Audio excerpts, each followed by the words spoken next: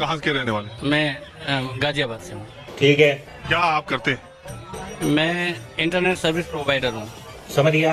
और बाकी पश्चिमी उत्तर प्रदेश, मेरठ वेरठ इधर का आइडिया है कुछ आपको? नहीं देखो, मैं आपको बताऊँ, मेरठ बुलंदशहर इनमें गैप तो थोड़ा कम हो सकता है, लेकिन जीतेगी बीजेपी ही। कारण है, मेरठ भी हुआ है, बुलंदशहर में भी हुआ है, काम तो पूरे उत्तर प्रदेश में हुआ है। अच्छा, धर्म की राजनीति वाली बात नहीं है। ये सब कहते हैं कि धर्म की राजनीति है। धर्म क्यों है धर्म की राजनीति? भाई साहब, धर्म की राजनीति तो 1947 में हो गई, जब देश का टुकड़े हुए। क्यों हुए? वो धर्म के आधार पर ही तो हुए। रुको जरा, सबर करो। कोई और वजह थी? बताओ, कोई और कारण हो तो आप सब बताइए। अभी बताता है भाई, अभी बताता है। मंगलसूत्र का बयान कौन दिया? भाई साहब, मंगलसूत्र का बयान ये तो सभी जुमले हैं, और भी तो पार्टियां खूब देती हैं।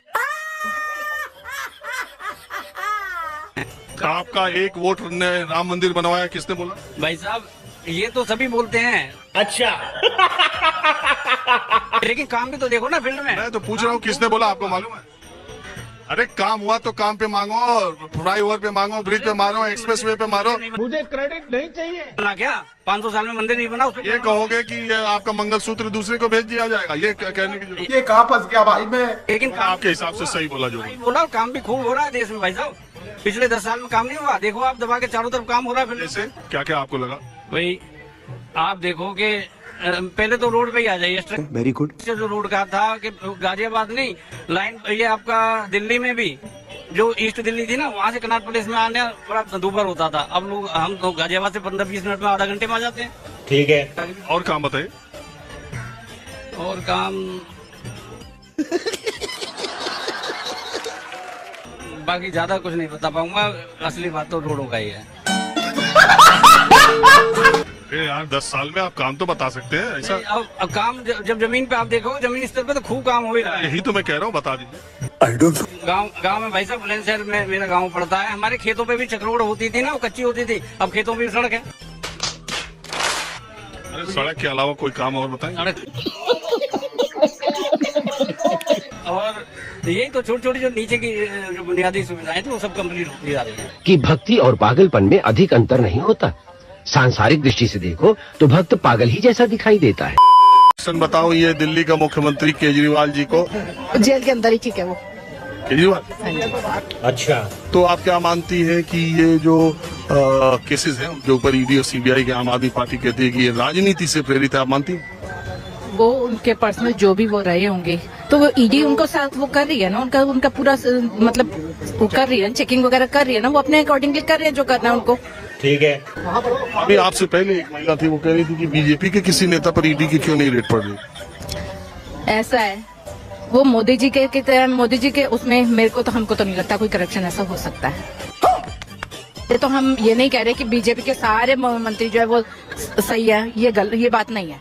उनमें भी कुछ ना कुछ गड़बड़ है, लेकिन मोदी जी अच्छे हैं। लेकिन मोदी जी का साथ देने वाली पूरी टीम भी वैसी होनी चाहिए। रुको जरा, सबर करो। उन पे क्यों नहीं ईडी सीबीआई का छापा पड़ता? तो ये I can't say about this. I can't say about this. उठा ले रे देवा, उठा ले रे बाबा। अच्छा, बाकी दिल्ली में कुछ उम्मीद देख रही है बीजेपी की आप? बीजेपी की उम्मीद तो है। लोअर तबका जो है सारा का सारा आपको देता है, जिनको 200 रुपए की बिजली और 500 रुपए की बिजली और 200 रुपए का पानी मिल रहा है, तो सिर्फ उसी को देख के ही वो दे रहे हैं। अभी बताता है भाई, अभी बताता है। मोदी जी भी तो 5 किलो राशन देते हैं। राशन में और उसमें फर्क है। दीदी वाह दीदी। नहीं दीदी वाह दीदी। भाई ऐसा है, मोदी जी रोजगार के ऊपर वो दे रहे हैं। क्या रोजगार में राशन है? दीदी दीदी रोजगार दे रहे हैं, वो इतना कुछ काम कर रहे तो हैं। सबसे ज्यादा आरोप है कि उनके सरकार में जब आप पूछ रहे हैं या आप बता रहे हैं, आपसे पूछ रहा हूँ कि यही तो आरोप उनके पे है कि उनके सरकार में रोजगार। लगाने वाले तो रोज नए नए आरोप लगा ही रहे हैं। जापान 1945 में आजाद हुआ था, भारत 1947 में, दोनों इकट्ठे वो हुए। लेकिन जापान आज कहाँ पहुँच गया, हिंदुस्तान कहाँ रह गया? कांग्रेस की वजह से। बिल्कुल। मोदी जी ने क्या अच्छा किया? बहुत कुछ किया। जैसे? मैं गिनवाना, मैं इतनी लिस्ट में अपने लेके लिया। कोई 3 बता दीजिए। G20 देखा था, G20 का जो वो हुआ था, जो विदेश नीति थी, सब कुछ उन सब के बारे में देख लिया। दूसरा काम? राम मंदिर, हमारे भगवान जी को 500 सालों बाद उन्होंने अपने मंदिर में उनके घर में पहुंचाया। तीसरा? मैं इतनी कैलकुलेशन करके बैठी हुई। सब कुछ चेंज हो गया भाई साहब, कौन कहने सुनने वाला है? लड़का बना दिया बीसीसीआई का चीफ, कौन पूछने वाला है? मुझे क्रेडिट नहीं चाहिए। आयुष्मान योजना का सुनिए, जो ये पूरा हिंदुस्तान में ढिंडोरा पीट रखा है, आयुष्मान आप तो खैर नहीं जाएंगे, मैं भी कम जाता हूँ, लेकिन मैं ऐसे बहुत सारे लोगों को जानता हूँ। बड़े हॉस्पिटल में ऐसे उठा के फेंक देते हैं कि चलिए ऐसे, कोई नहीं पूछता। कौन पूछ रहा है आयुष्मान भारत में? कुछ नहीं। पूरे देश में एक ऐसा नाटक बना के रखा हुआ है, कोई कहने वाला नहीं है। हमारे यहाँ ऐसा ही होता है। अंग्रेजी में इसे कहते हैं केक वॉक। यही हो रहा ना हो रहा विधानसभा का, लेकिन मोदी के चेहरे पर देने का मन है। मोदी मोदी ओनली मोदी, ठीक है। मोदी से क्या? Only Modi factor only. Modi का कौन सा फैक्टर? अरे जो अच्छा कर रहा है देश के लिए, जो किसी ने नहीं किया आज तक, वो उसने करके दिखाया मोदी के कार्यकाल। अच्छा, अब तुमको बताना पड़ेगा कि मोदी जी का 3 काम अच्छा तुमको कौन सा लगा। भैया मेरा मुंह से निकल गई, क्या बताऊं भैया। मैं अभी तो ये नहीं कहना चाहूंगा इस मामले में, अभी तो याद नहीं आ रहा? नहीं याद तो सब है, लेकिन क्या है अब ठीक है जो कुछ है। अभी क्या चुनाव माहौल है, अपन अभी हाईलाइट में नहीं आना चाहते हैं। अच्छा। अरे यार चुनाव में इसमें हाईलाइट क्या होना है? खाली यही बताना कि मोदी जी के मुझे ये 3 काम अच्छे लगते हैं। नहीं, मुझे मजाक नहीं उड़वाना। नहीं अभी तो देखो जनता ही तय करना है, अभी अपन आगे से कुछ नहीं कह सकते। और सब बात तुम छोड़ दो, मोदी जी का कौन सा 3 काम तुम्हें अच्छा लगा जिसकी वजह से तुम कहते हो मोदी फैक्टर? मैं नहीं बताऊंगा। देखो मोदी जी ने जो है विदेशों में भी जाके अच्छा तालमेल बनाया है काया सभी देशों के लिए, और देश के लिए भी काफी कुछ ऐसा किया है उनने, जैसे हिंदुत्व को लेकर के आखिर कुल मिलाकर दिल की बात जुबान पर आ ही गई। कि जो मुद्दे, ये तो बात है, विदेश में डंका राम मंदिर। हाँ आप तो अब जानते हैं सर, हर जगह जाते हैं आप क्या कहना है आपसे तो जी। और नहीं अब मैं उतना ही कहना चाहूंगा सर, आप तो सबकी जानते ही है, अभी माहौल चुनाव का चल रहा है, तो अभी अब क्या कह सकते हैं, सब बाकी जनता के ऊपर है। अरे कुछ योजनाओं के नाम भी तो बताने चाहिए तुमको। अरे सर कम से कम यही कह देते शौचालय बनवा रहे, मकान बनवा रहे, ये सब भी तो याद रखो यार।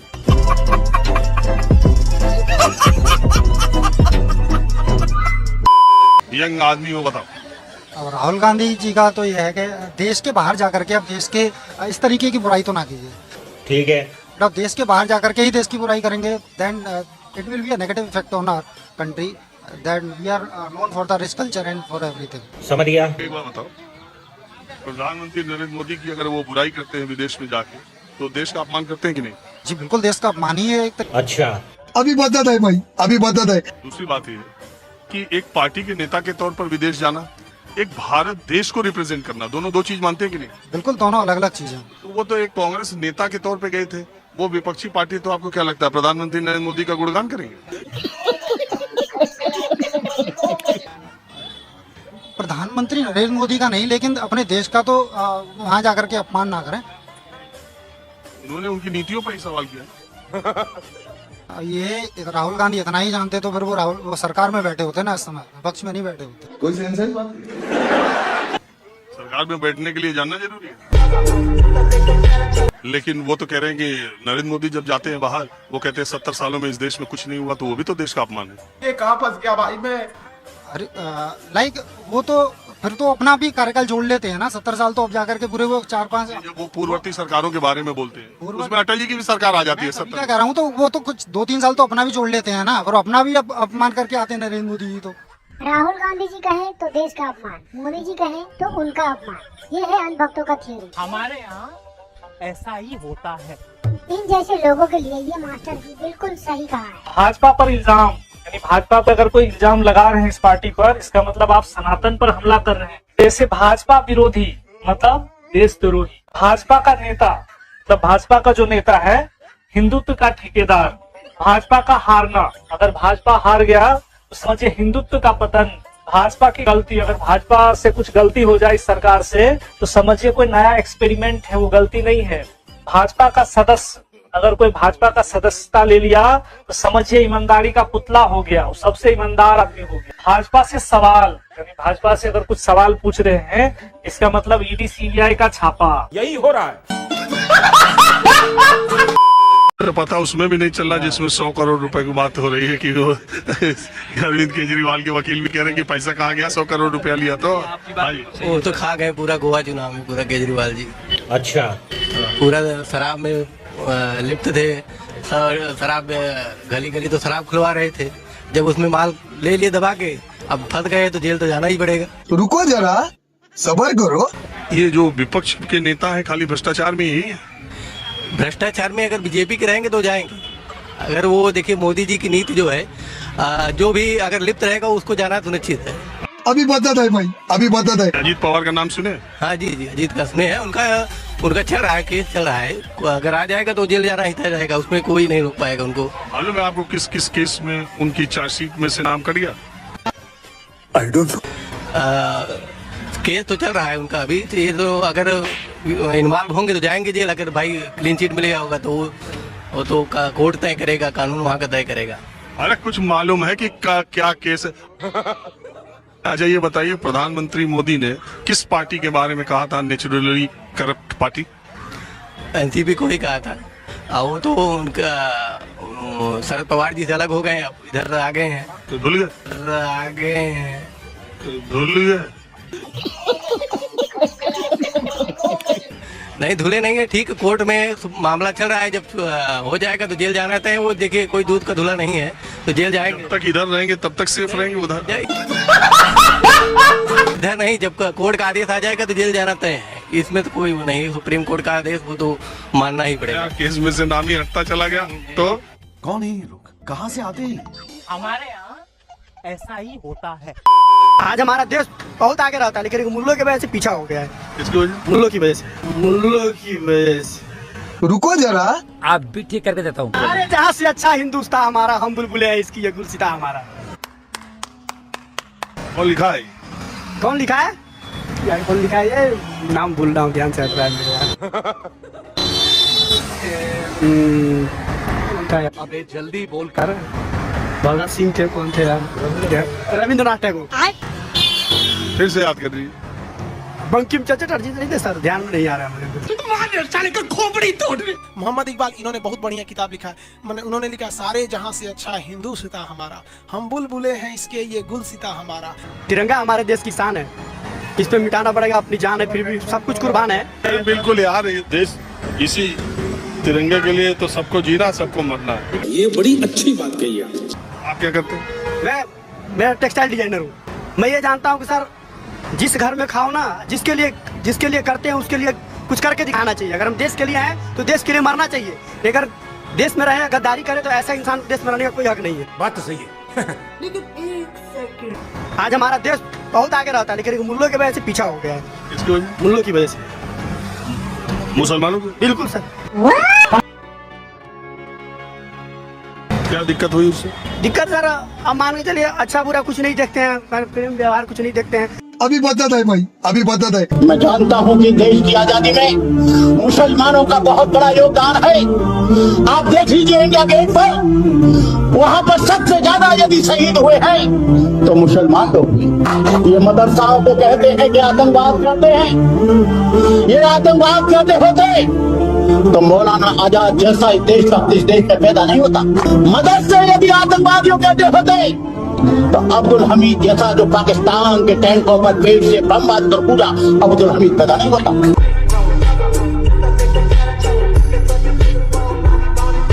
ये आप प्यार की बात कर रहे हैं? आप खुद सर मैं भी खुद कह रहा हूँ। मतलब कहने का मतलब है ये नहीं होना चाहिए। गले से गले मिला के आगे बढ़ो। तो ये आप गले से गले मिलाने वाली बात कर रहे हैं? सर मैं बात कर रहा हूँ गले से गले मिलाने वाली। अबे साले, आज हम हर घर तिरंगा कार्यक्रम कर रहे हैं। हर घर में तिरंगा है। जो तिरंगा बेच रहे हैं वो खुद उनके पास घर नहीं। और आयरनी क्या है कि ये दूसरे के घरों पर तिरंगा लगाने के लिए बेच रहे हैं, हम ले जा रहे हैं। रुको यार, अब जा रहे हो टेक्सटाइल इंजीनियर। अब ये रुके तो क्या बोल रहे हैं कि इस देश में खाते लोग यहाँ का है, गाते पाकिस्तान का है, उनको यहाँ से चले जाना चाहिए। इस देश की सारे समस्या की जड़ मुसलमान है। आप सहमत हैं इनकी बात से? सर हाथ जोड़ के कह सकता हूँ, आपको अभी तक बेसिक समझ नहीं आई इंसानियत की।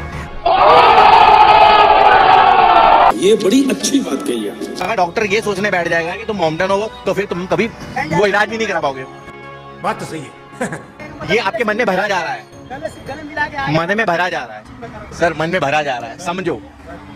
तो सड़क पर भाव तो देखो, गलत है। 77 सालों के बाद हम यूनान मिस्र रूमा सब लुट गए जहां से, लेकिन मगर है बाकी नामो निशा हमारा। कुछ बात है कि हस्ती मिटती नहीं हमारी, सदियों रहा है दुश्मन दौरे जहां हमारा। ये 22 जुलाई 1947 को हमारी संविधान सभा ने इसको स्वीकार किया था। ये जो केसरिया है यह हमारे त्याग, बलिदान, साहस का प्रतीक है। ये सफेद रंग जो बीच में है ये शांति और सत्य का प्रतीक है, और ये जो हरा रंग है ये वृद्धि और उर्वरता, संपन्नता का प्रतीक है। और जिस समाज, जिस देश में ये तीनों यानी शांति, साहस, बलिदान, त्याग और उर्वरता रहेगी, तभी कोई देश सही मायने में विकसित हो पाएगा। पावर है, मोदी के पास पावर है, वो क्या करना चाहता है वो करके दिखाता है। इतना यूक्रेन का और इसका फाइट हुआ, जो रशिया का 6 घंटा वो रुका दिया, फिर से आगे रे बाबा, और 6 फ्लाइट उसने उठाया कि भाई हम लोग के आदमी लोग हैं, तो उसके अंदर पाकिस्तान का भी आ गया, बांग्लादेश का भी आ गया। यानी उसकी एक ताकत है कि 6 घंटा वो आप फाइट करेंगे। अरे रशिया ने अंकल कह दिया कि ऐसा कुछ नहीं था।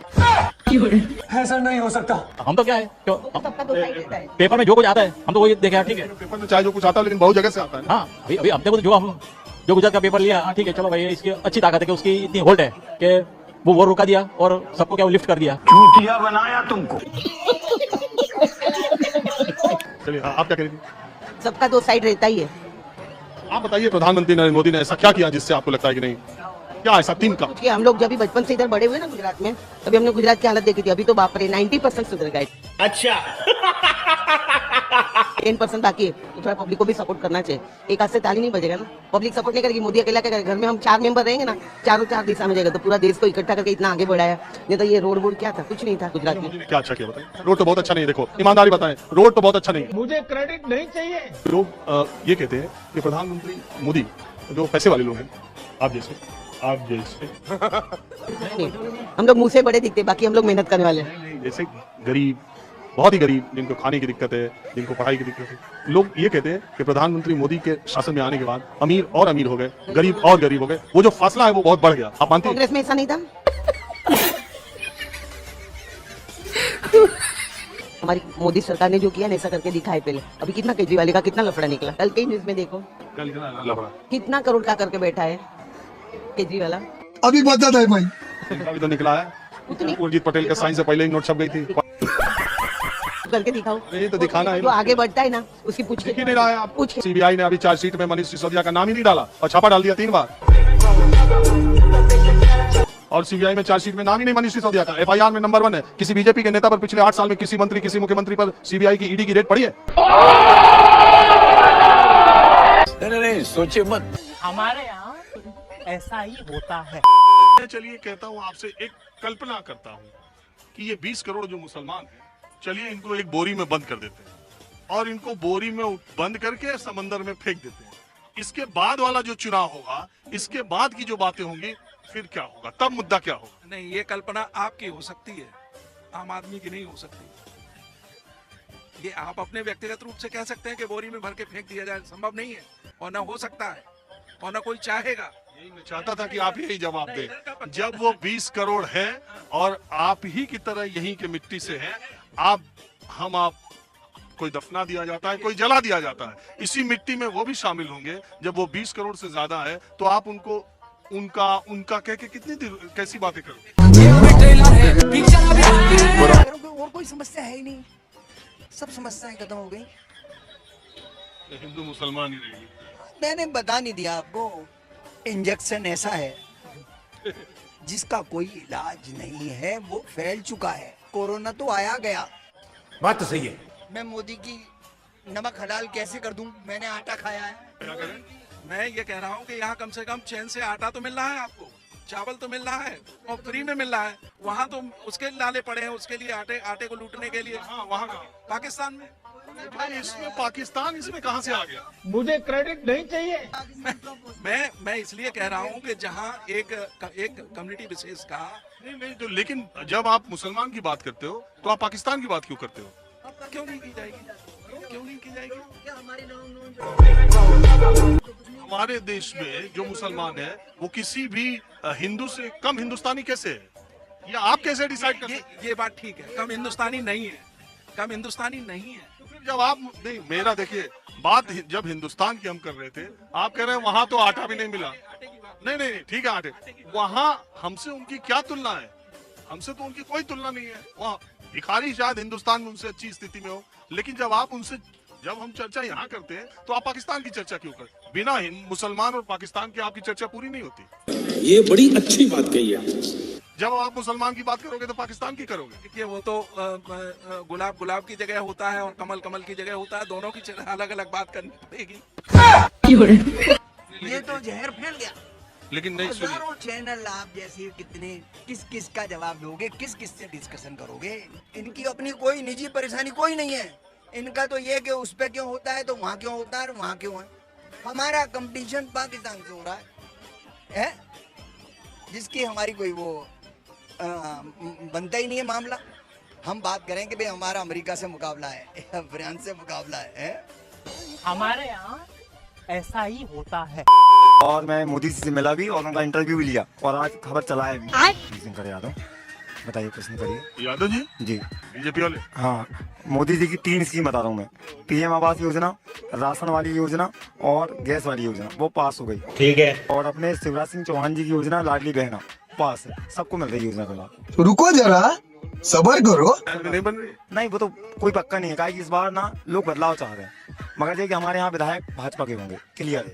आपके यहाँ भाजपा जीतेगी, लेकिन मध्य प्रदेश में आपको लग रहा है सरकार बदल जाएगी। देखो, बदलना चाहिए ना, बदलेगा जब ही तो जमाना बदलेगा, मेरा ये मानना है। आपके हिसाब से मोदी जी को भी बदल जाना? नहीं, मोदी जी तो 2029 तक कोई नहीं हटा पाएगा मोदी जी को। और जगह कह रहे हो हट जाना चाहिए। नहीं, तो एक आदमी का राज नहीं होना चाहिए, दूसरी होता क्या है कि मध्य प्रदेश में सरकार 18 साल से बैठी है। शिवराज सिंह चौहान की अभी तो 10 साल हो, वो उनको सही। मोदी जी जो है एक नंबर आदमी है। कल सिवनी आए थे, मैं गया था वहाँ पर, इंटरव्यू लिया। मैं भी पत्रकार हूँ। उनका ले लिया मोदी जी का? हाँ,